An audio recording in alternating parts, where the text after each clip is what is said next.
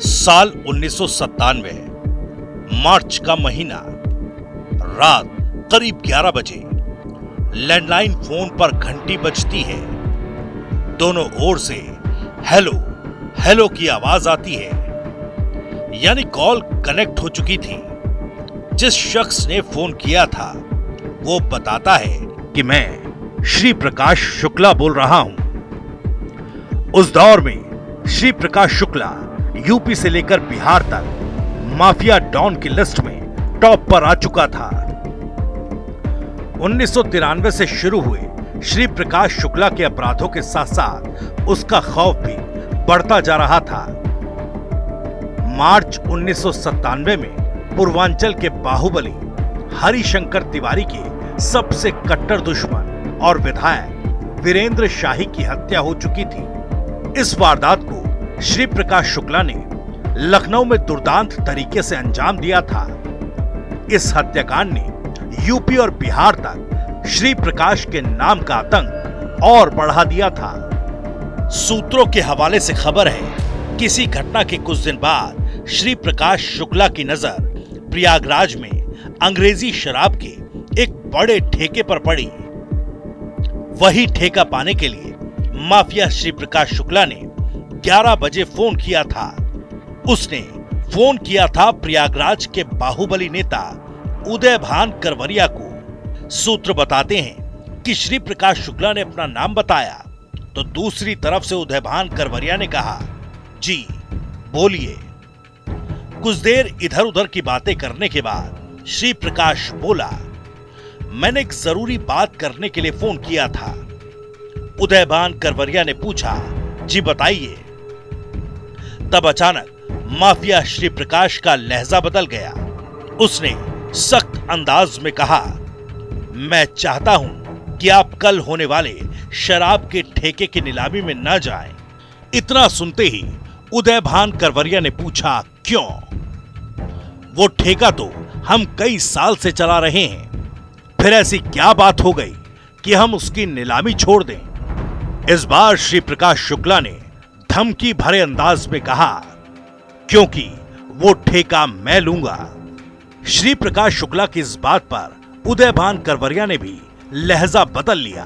उसने पलट कर कहा, ठेके की नीलामी में तो हम जाएंगे। इतना सुनते ही श्री प्रकाश ने सीधे सीधे कह दिया, आप टेम्पो ट्रैवलर से चलते हैं ना, गोली तो उस पर भी चल सकती है। इतना सुनते ही उदयभान करवरिया ने दुर्दांत गैंगस्टर श्री प्रकाश शुक्ला को चुनौती दे दी। इस घटना को करीब से जानने वाले बताते हैं कि उदयभान करवरिया ने फोन पर श्री प्रकाश से कहा, कल मैं टेम्पो ट्रैवलर से नहीं बल्कि एम्बेसडर कार से जाऊंगा, क्योंकि उस पर भी गोली चलाने में आपको आसानी रहेगी। करवरिया ने अपने जाने का रास्ता और समय भी बताया। इसके बाद कहा कि अगर तुम्हारी औकात हो तो मुझ पर गोली चलाकर देख लेना। इसके बाद उदयभान करवरिया और श्री प्रकाश शुक्ला दोनों ने फोन रख दिया। इस बातचीत के बाद अगले ही दिन प्रयागराज में अजीब सी गहमागहमी थी। सबको आशंका थी कि कोई बड़ी घटना हो सकती है। वैसे ही उस दौर में शराब और तमाम तरह के ठेकों की नीलामी के वक्त दबंगों और बाहुबलियों के गुट असलहों से लैस होकर जाते थे। कई बार तो नीलामी वाले स्थान पर ही गोलियां चलने और बड़े हत्याकांड हो जाया करते थे। बहरहाल गैंगस्टर श्री प्रकाश शुक्ला और बाहुबली उदयभान करवरिया के बीच देर रात हुई बहस और चुनौती के बाद प्रयागराज के उस शराब के ठेके की नीलामी प्रक्रिया शुरू हुई। उदयभान करवरिया सफेद रंग की एम्बेसडर कार और साथ में कुछ और गाड़ियां लेकर नीलामी स्थान पर पहुंचा। वहां पहले से ही कुछ शराब कारोबारी मौजूद थे। उदयभान करवरिया के पहुंचने के बाद माहौल तेजी से बदलने लगा। वहां मौजूद लोगों को देर रात श्री प्रकाश शुक्ला के साथ हुई बातचीत की भनक लग चुकी थी। लोग आपस में बातें करने लगे। इसके बाद बोली शुरू हुई। बताते हैं उस वक्त प्रयागराज जिले में वो ठेका अंग्रेजी का सबसे महंगा ठेका हुआ करता था। बोली सीधे 10 करोड़ से शुरू हुई। 15 मिनट में नीलामी की रकम 18 करोड़ तक पहुंच गई।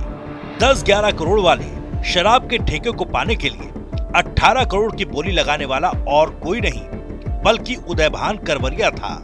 जब बोली 18 करोड़ तक पहुंच गई तो अचानक उदयभान करवरिया खड़ा हुआ।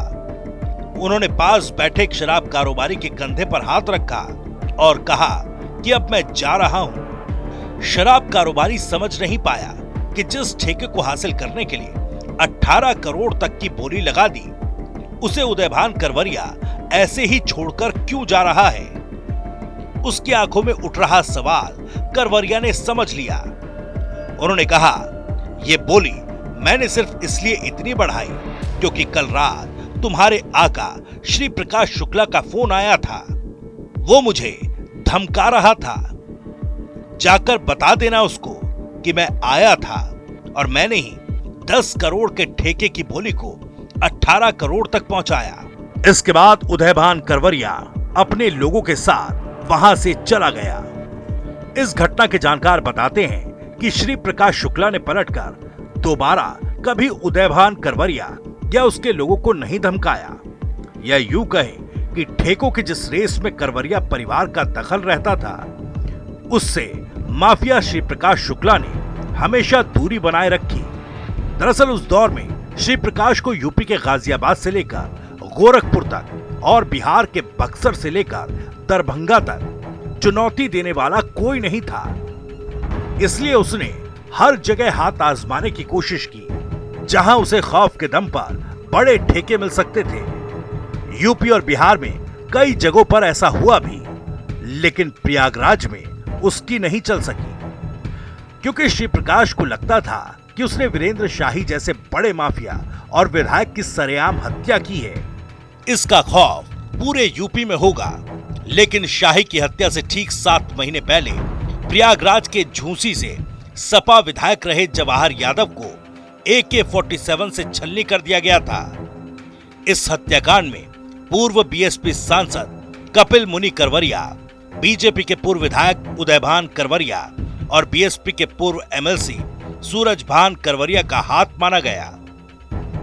इस हत्याकांड की गूंज पूरे यूपी में सुनाई दी। शायद श्री प्रकाश ने सोचा था कि वो अपने खौफ और AK-47 के दम पर प्रयागराज में शराब के बड़े ठेके हासिल कर लेगा, लेकिन यहां उसका दांव गलत साबित हुआ।